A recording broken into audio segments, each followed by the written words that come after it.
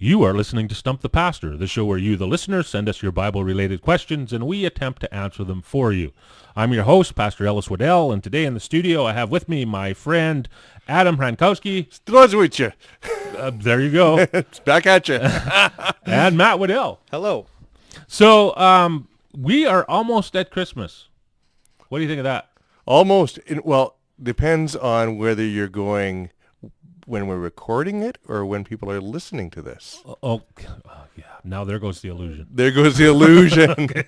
Illusions, though. We have these pictures in our heads. Yes. And then something comes along to mess it up. Which is a great segue into what we're doing today. That's right. Because what we're doing today is we're going to answer some questions surrounding Christmas. And over the last couple of years that we've done this show, we've had a series of questions that was similar to this that we went through, asking about the nativity story, and just going down the list of how the story went and saying, what about this, what about this, what about this, and we found out that a lot of the story is not what the Bible says. So, but what we're going to do today is we're going to look at some of these more in depth.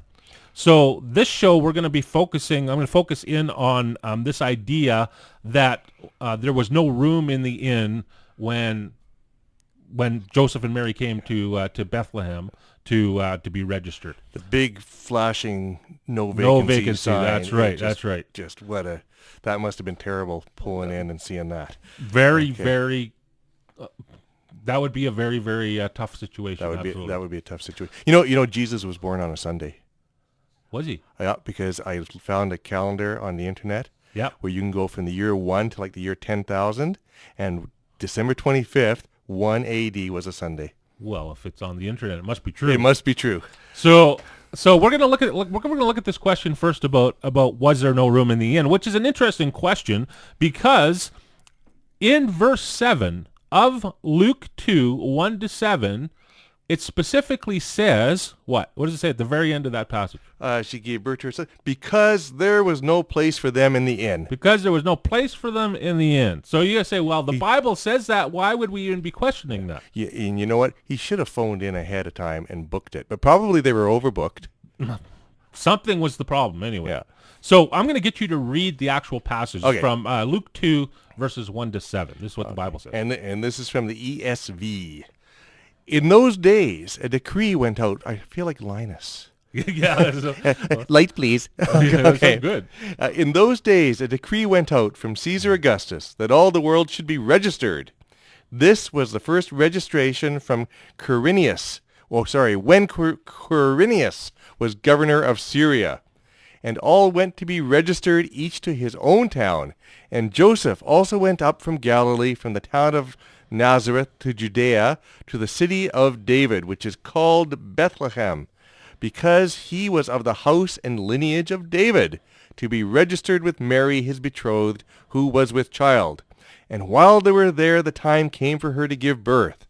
And she gave birth to her firstborn son, and wrapped him in swaddling cloths, and laid him in a manger, because there was no place for them in the inn.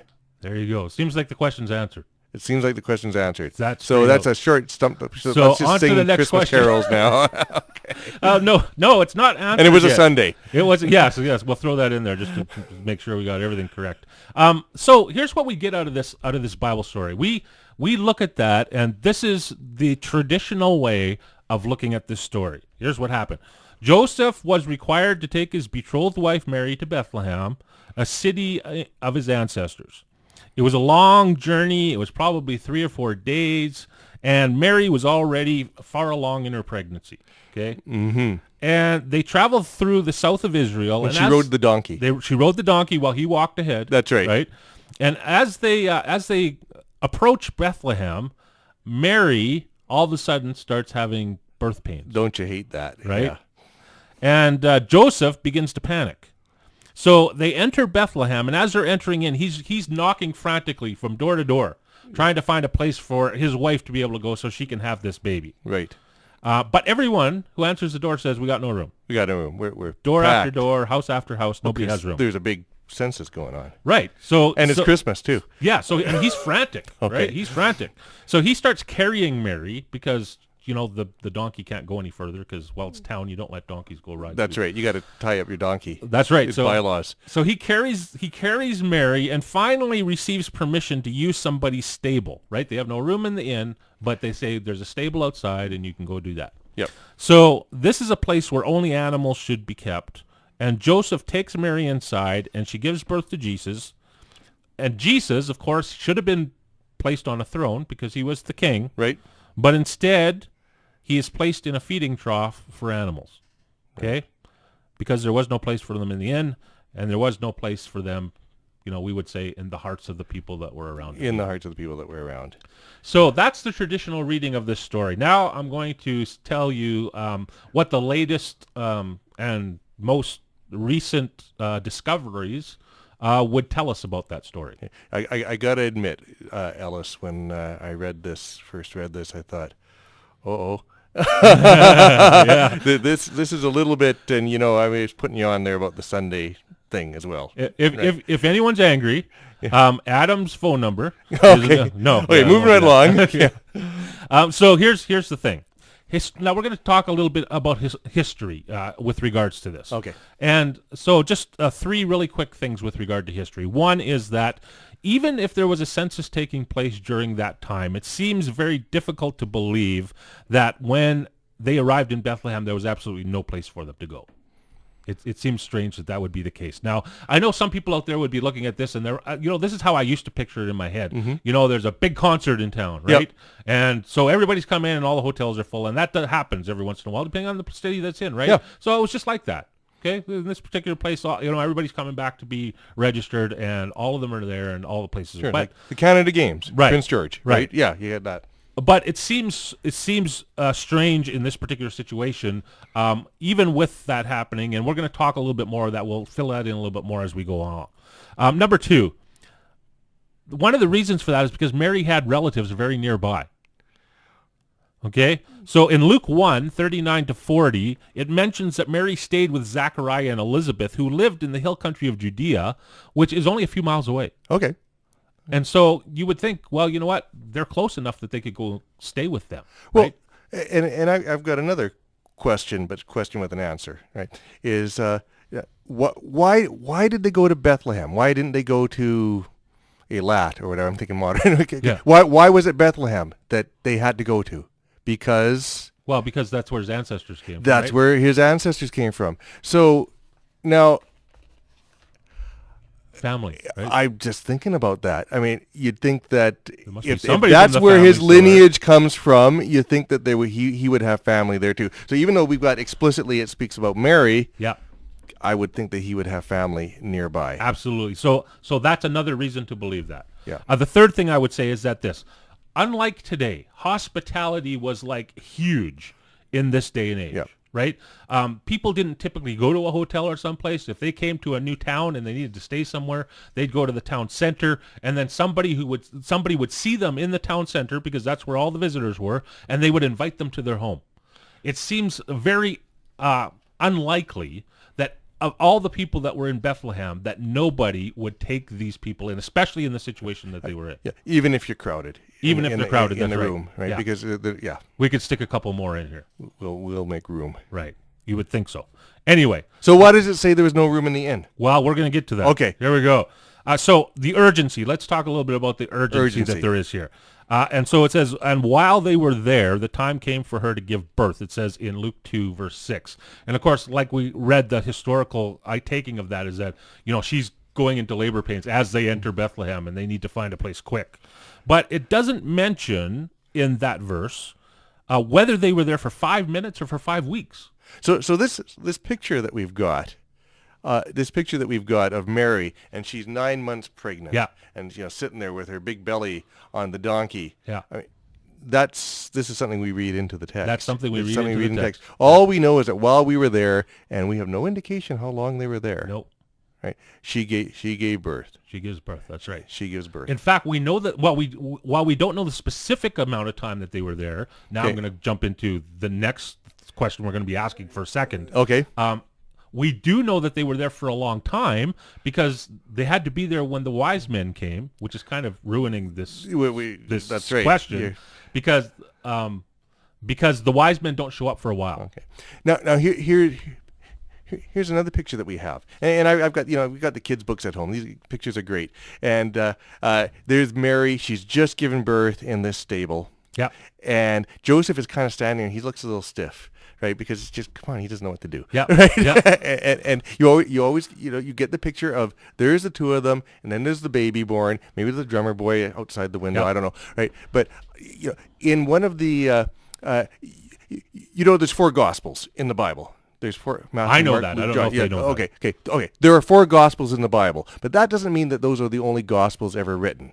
Okay, because come on, people have been writing stories about Jesus since day one. Yeah. Okay. But there's 4 gospels that are in the Bible, but there's other stories about Jesus and his birth. And there's one, and I was telling somebody about this and saying, I was explaining how something that the midwife is reported to have said, and this lady goes, midwife? I'm going, okay, if this scenario is the case, you don't think Joseph would be going knocking on doors looking for a midwife? Would you think is he like a taxi driver? Is he going to deliver the baby himself? No, it isn't going to happen, right? But this is offensive because this is not part of the story that has come through us, through the canonical gospels, through the gospels that are in the New Testament. I'm nodding my head.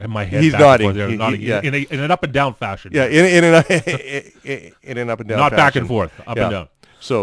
So urgency, it seems as though there wasn't as great an urgency as what we like to read into the story. Sure. Okay, because it looks as though they were there for quite some time, and that she would have the time to give birth could have happened any time during that time they were there. The manger. Let's talk about the manger for a bit. Manger.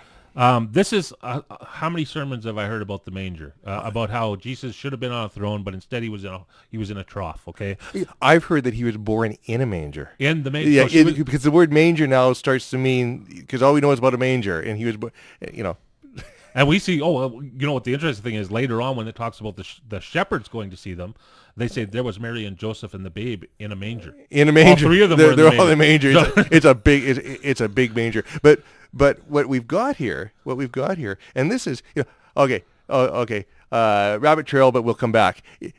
Just like, we'll talk about, if we talk about the theory of evolution, somebody finds a tooth and all of a sudden they reconstruct the whole thing. We have one word, we have manger. And from the manger we get all the animals and the, right, and the ox and the ass, the ox and the ass kept time, pum, pum, pum, pum, and all the hay and everything. We get this whole picture, the whole creche with the star shining in through the window and with the light and all that from the one word, The manger. Right. Yeah. And that's what we're going to look at right now, because that manger, we hear that word manger, and even though most of us wouldn't be familiar with a manger, because most of us didn't, the majority of us didn't live on a farm or take care of animals Yep. anyways. I mean, a lot of people today did, older people, but most people haven't. And so here we hear about a manger, and what's a manger? Well, it's a feeding trough. And so we go, well, it must have been in a barn. That's where animals go, right? Sure. In a barn. Yeah. So he must be In the this barn part of the somewhere. world, Right. But in another part of the world, this is very different, right? And this is what we're going to find out, because latest discoveries and things tell us that's a very different picture of this. So the first thing I want to say is this.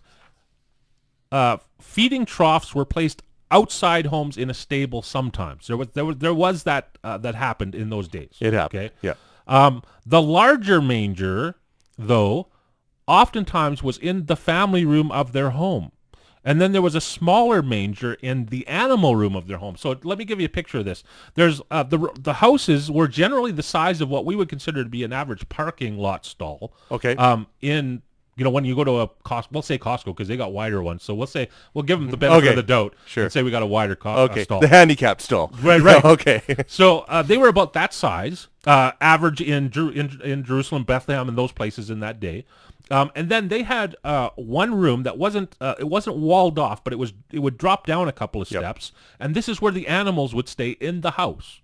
And the manger was another hole that was dug down into the ground, another probably a foot or two down, and they would put the little babies in there when they were born. And in the larger room where the people were, there was also a larger manger Okay. for larger animals to be able to stay in. Okay, so it wasn't necessarily outside of the house. There was animals in the house. It's part of the dwelling. Yeah, and we know this. We know this for a few different reasons.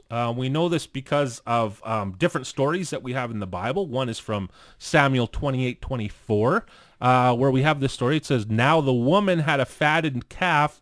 Where? In the house. In the house, yeah. And she quickly killed it and made flour and kneaded it and baked unleavened bread for it. Judges 11:29-31. Why do you want to read that one? Yeah, sure.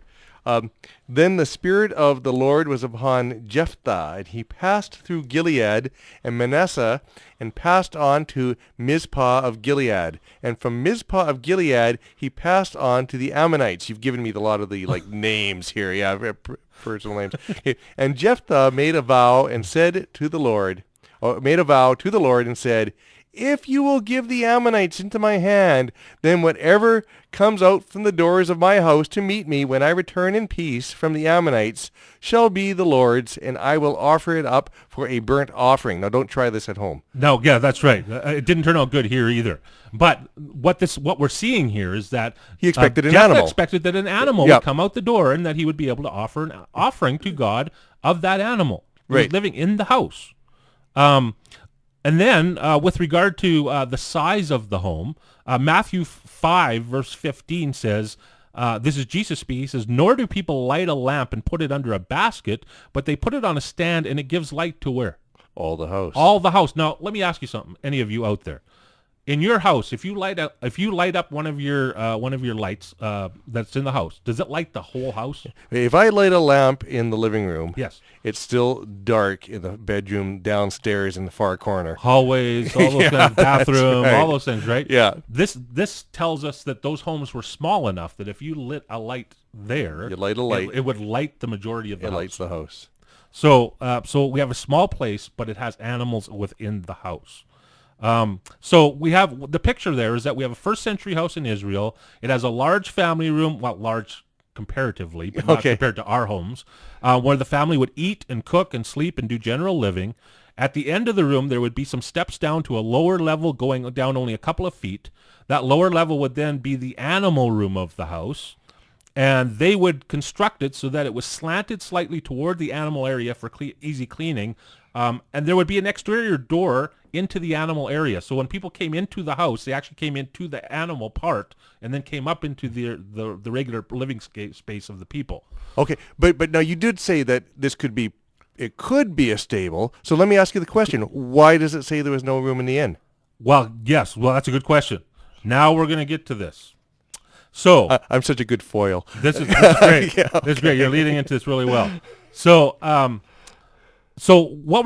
just before I get to that, I'm going to get to that in a second. The most likely location for Jesus' manger is in the family room.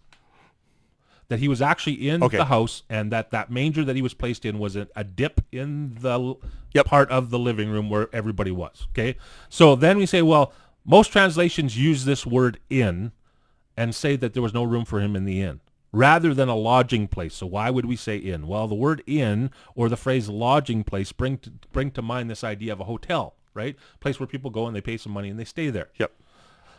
Luke 10:34 says this. This is the story of the Good Samaritan. Good Samaritan, yep. And it says this: "He went to him and bound up his wounds, pouring on oil and wine. Then he set him on his own animal and brought him to an inn and took care of him." So here we have this word "inn" again. And from the same gospel, you're reading from Luke. Reading from Luke, right. You're reading from Luke, the same book written by Luke, which we have in Greek, but translated into English, which most of us know the English, but not the Greek. And so, but it's from Greek. And the English word is being translated to inn. Yep. And in the story of Jesus, the English word's translated as inn. Right. But the Greek word used in Luke 2:7, kataluma. That's the no room in the inn. Right. Is different from the Greek word used in Luke 10:34. And I don't even know how to say that. Do you know how to say that? It looks like Pandokion? Pandokeion? Pandokeion. I guess. Yes. We'll say that. So the word Pandokeion occurs here only in the New Testament, okay?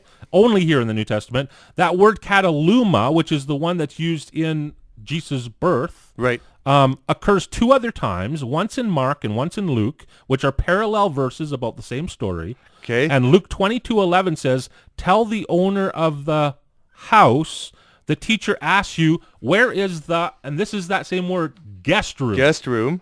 That's the same word that's being translated in the first one. So he says, where is the kataluma? Right. Where is the kataluma? So the same word that there was no room in is something that's in a house. Right, right. And then the Greek word kataluma is translated in Mark 14:14 and Luke 22:11 as guest room in most translations.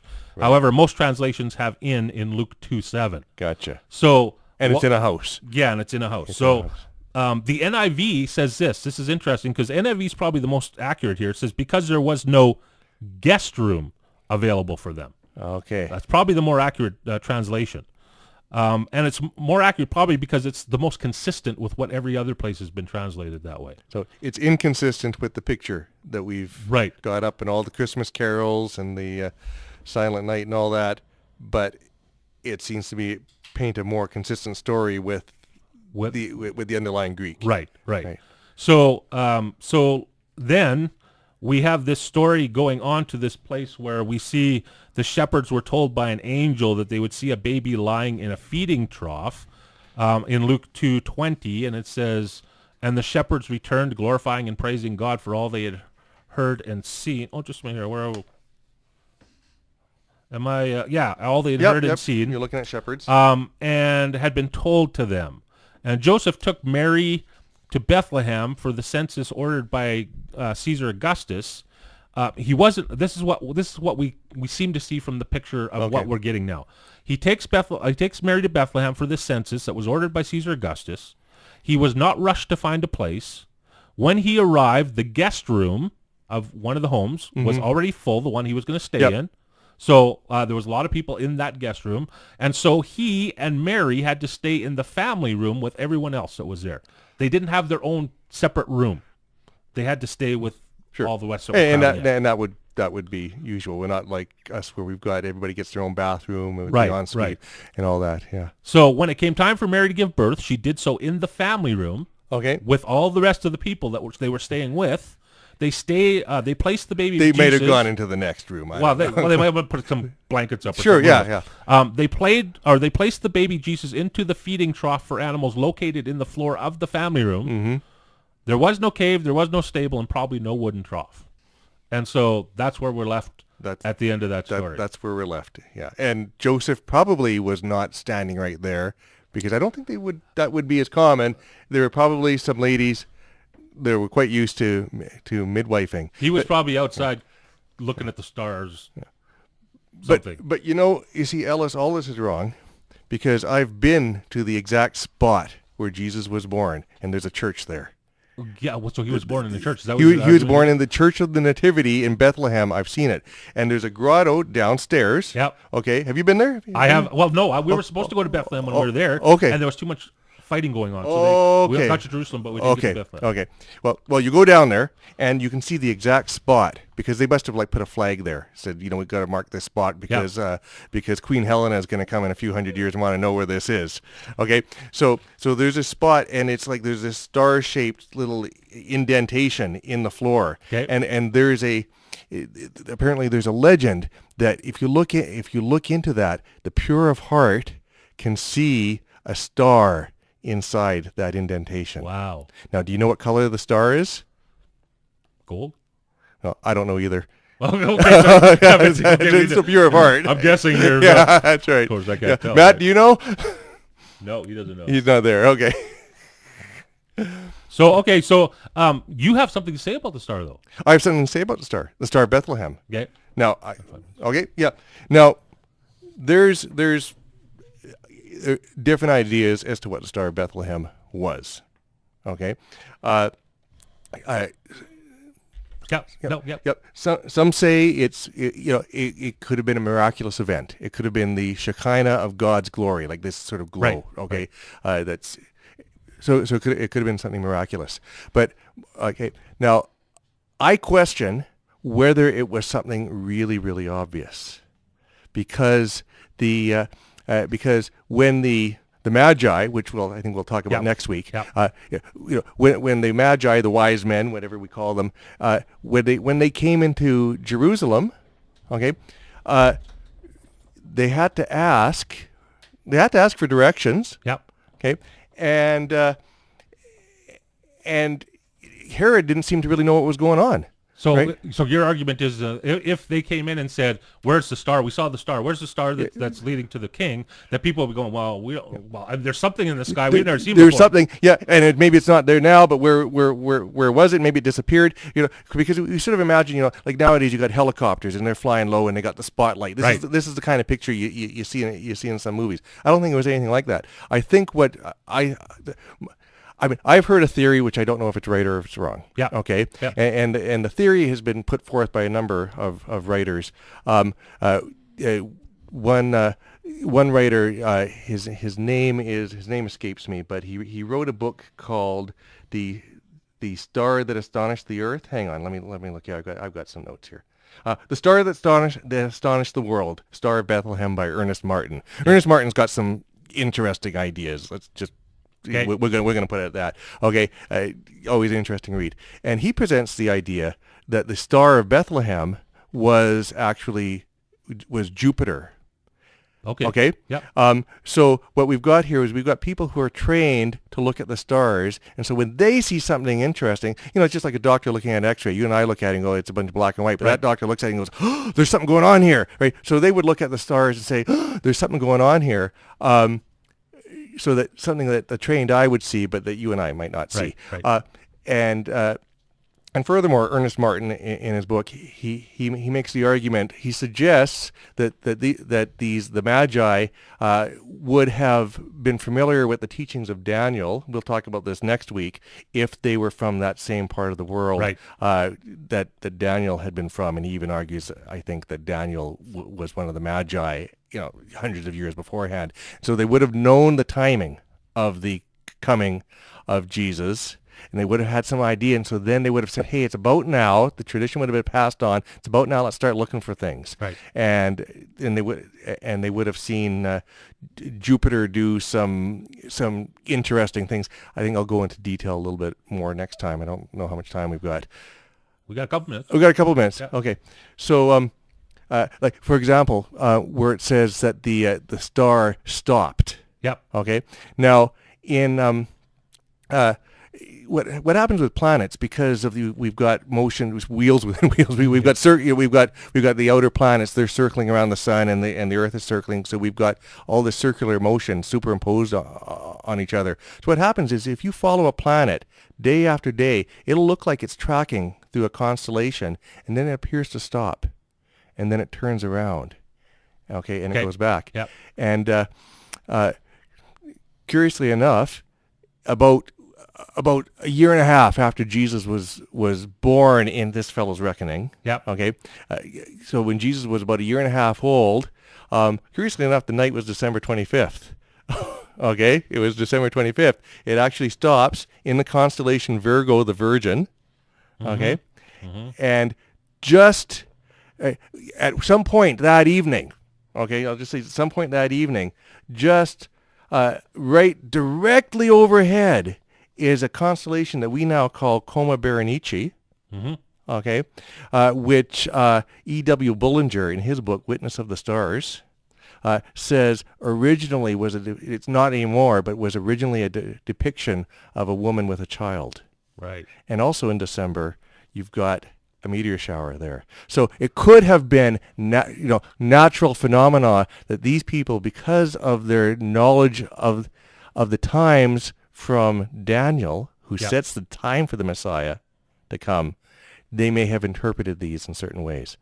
So while we don't know exactly, we can go back and tell that these things actually occurred. We can look at and know that these things happened then. Now there's historical issues because we have to place the date of Jesus a few years later than the traditional date. There's more complicated historical arguments. All I know is I don't know what the star was, but there's an idea. Well, that's a good one too.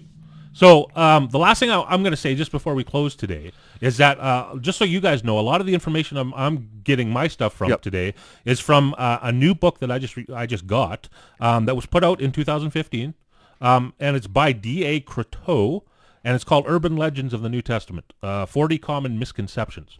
So if anybody's looking to look some of this stuff up and see what the deal is, there's a good place to go to and be able to find some of it. Sounds cool.